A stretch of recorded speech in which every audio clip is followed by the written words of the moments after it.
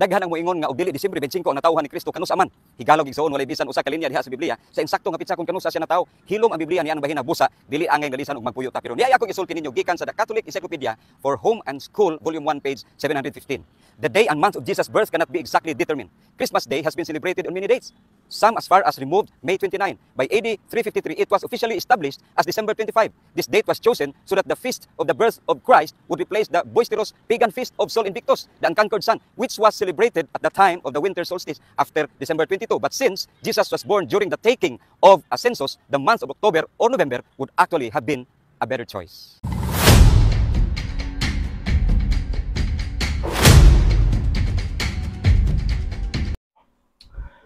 Atong hinumduman nga ang balaang kasulatan na dili siya listahan o dili siya libro sa mga fiesta o sa mga kasaulugan na ginasaulog sa mga Kristiyano for the first 300 years. And at the same time, ang balaang kasulatan nagapunting na sa kasaysayan sa mga hitabo o sa information na kung diin nahitabo ang mga butang, especially ang objective sa gitawag og kaluwasan. So diha sa balang kasulatan dili nato malalis nga si Kristo nahimong tao. Kanang gingon St. John chapter 1 verse 14, and the word was made flesh and dwelt among us. Mo bitaw nga tama ning giingon ni Pastoy nga ang Biblia silent sa petsa og buwan sa pagkatawo sa Ginoo kay ang tubag ana Pastoy, ang Biblia dili siya libro sa gitawag og mga event or fiesta o sa mga celebration sa unang gitawag og mga Kristiyano. Kung mangita ka og buwan og petsa dito ka sa libro nga kung diin na dito nahisulat ang mga fiesta o mga kasaulugan na ginasaulog sa mga Kristiyano for the first 300 years. O nya ikaduha nga punto, dili man gud pud pwede nga kung mangita kag December 25 sa balaang kasulatan, balik ko out kay na paminawon nga naman kay December 25 dili man gyud na pwedeng masulat na sa gitawag og Biblia kay ang Biblia di man na kalendaryo. So kung mangita kag birthday sa date o birth date og kining birth month sa atong Ginoong Kristo dito ka mutanaw sa gitawag og kalendaryo. Number 3 points. Wala daw sila kabalo tungod kay again silent daw ang gitawag og Biblia. Kana nagpamatuod nga atong higala nga Pastoy sigurado gyud o klaro gyud implied implicit nga iyang giangkon nga wa sila koneksyon kang Kristo mismo. E nga naman birthday sa manluluwas wa mo kabaw. Iya magkamo na Ginoong Kristo nga wa mo kabalo sa birthday sa manluluwas. So nagpasabot nga kini nga atong higala nga Pastoy wa ni koneksyon sa Ginoo.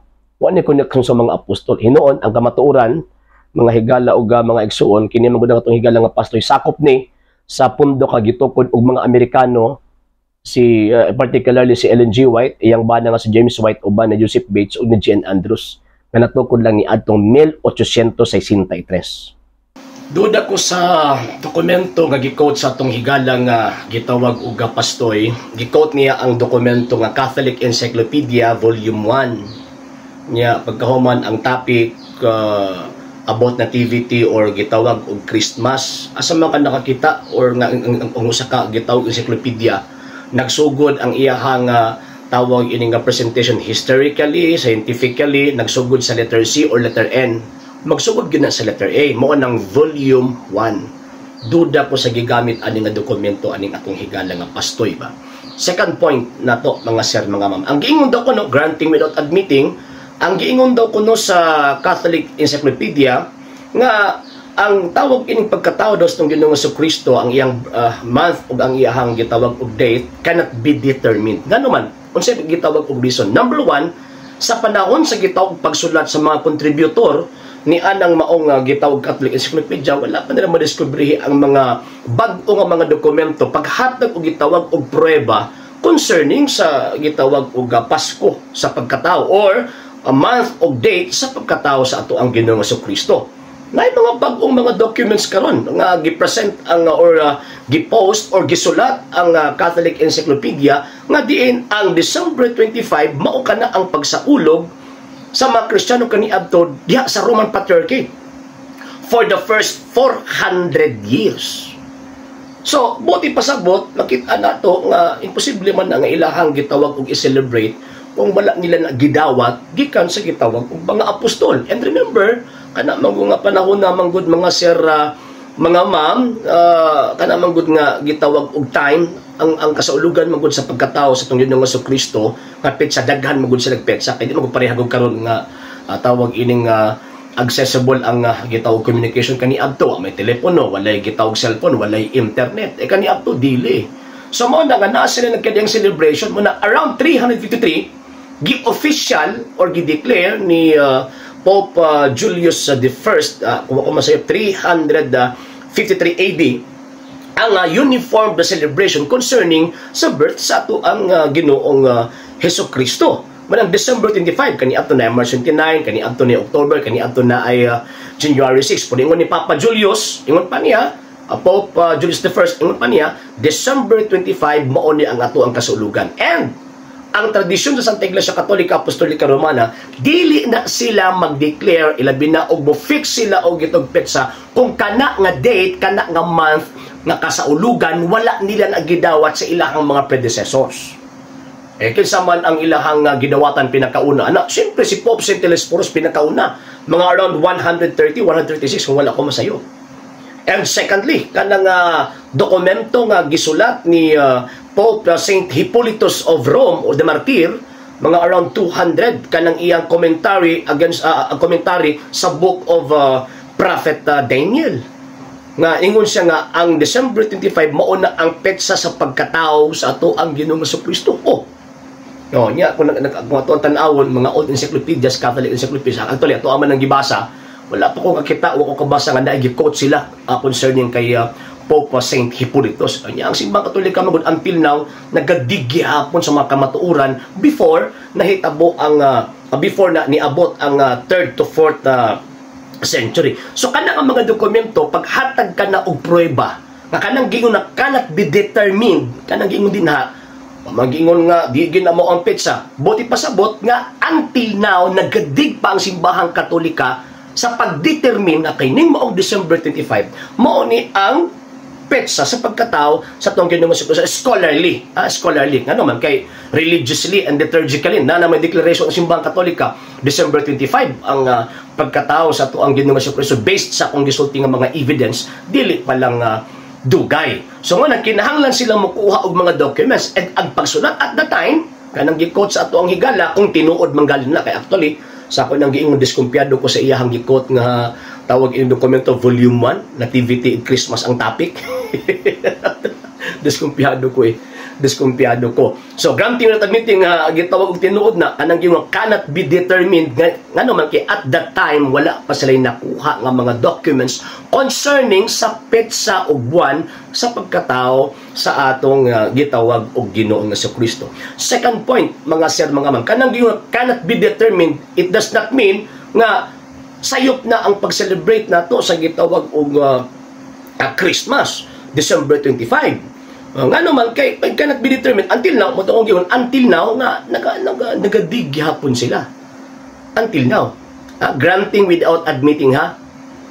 So, kanang may manaway na ito nga, December 25 ang pagkataon ni Kristo, pagtuon ragod in taon mo, wala may gingon ang wala may gingon ang dokumento nga, ang December 25, dili na mo ang petsa ug buwan sa pagkatao sa Ginoo.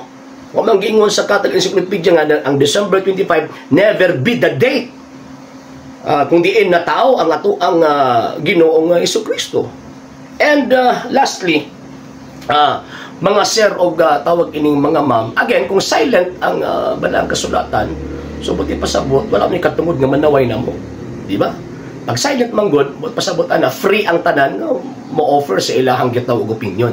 Yang samua lang manggod sa Katoliko, klaro magyud mi nga iglesyang gitukod ni Ginoong Jesucristo mo na ang mga documents, ang mga dokumento dapig yun sa amoa nga naman tungod sa hinungdan kay kini iglesia mo man ang gitukod ni Kristong iglesia o ang gitukod ni Kristong iglesia nadawat nila ang information concerning sa adlaw petsa sa pagkatao sa Ginoo Disyembre 25 mao nang gi-official pagka 353 sa may panagitan nato ng word nga officially. For example kanang birth date ni tawag ining kaning death anniversary ni Dr. Jose Rizal o Andres Bonifacio. Nganong karon ta nakaabot anang maong pitsahan nakabutang sa gitawag kalendaryo but pasabot kita naghimo ana no. Mo po na kang Pope Julius I. Pag abot ni Pope Julius I, na sa tawag ining Depositio Martyrum ang petsa sa gitawag o pagkatao sa tuang Ginoong Jesucristo. Kaya actually at that time duha ka document ang naay. Tawag ining katong Depositio Martyrum nga nabutang didto, ang tawag ining December 25 mauna ang fiesta sa pagkatao sa tuang Ginoong Jesucristo. And at the same time kana pud nga panahon is naapod ang practice sa pag-celebrate sa gitawag og Christmas December 25. So mo ang mga dokumento. Puro lang tatawag ang chismis niya. Magbasa tao ko ano nga tungo na hon, gisud na to sa tuang ibasa. So ang may tabo niya na sipyat kini nga tuang panabot sama niya atong pastoy nga atong higala. So man dita pailad kay kanang panahon Pasko biya sa pagkatao sa Ginoo yung pailad ta ni magipanggamit sa yawa. So di na ta mag-celebrate sa sunod. So man dita pailad ilang mga tawhan na ikabalota na kanang ilahang nga ginahimo birahon. Ilang angino ng atong kanagpadulong dito sa gitawag og impyerno. Okay? So, Merry Christmas o Ave Maria. Viva Cristo Rey. Sa hindi pa po nakapag-follow sa mga pages po natin, i-follow nyo po yung mga pages po natin. RJ Horolanciano II TV Apolia Punto Argumento page, Kuya Apologies TV page, and RJ's Vlog 2022. And pwede rin po kayo mag-send po dyan ng Facebook stars. And also, sa ating po mga channels, sa hindi po nakapag-subscribe, i-subscribe po ninyo yung mga channels natin. Dalay Catholic, Apologies International Official, RJ Sano II TV, Kuya Apologies TV, and Barrio Kawayan Religious Forum. And pwede rin po kayo mag-send po dyan ng super sticker, super chats, and super thanks. And maraming salamat po sa mga kapatid at mga Katoliko na ulis pong tumutulong sa programa po natin. Maraming salamat po. Nang dahil po sa tulong at suporta po ninyo, ang programa po ito, until now, andito pa rin po sa social media. And until now din po, nangangailangan pa rin po tayo sa tulong at suporta po ninyo dahil wala po kami magagawa rito mga sir, mga ma'am, kung wala po yung tulong at suporta po ninyo. Sa gusto pong tumulong, sa gusto pong sumuporta, pwede po ninyong ipadala ang tulong at suporta po ninyo sa pamamagitan po ng ating mga account numbers dyan po sa ating pong screen. And pwede nyo po kaming i-message sa ating pong page kung via remittance po yung papadala po ninyo. Maraming salamat po in advance.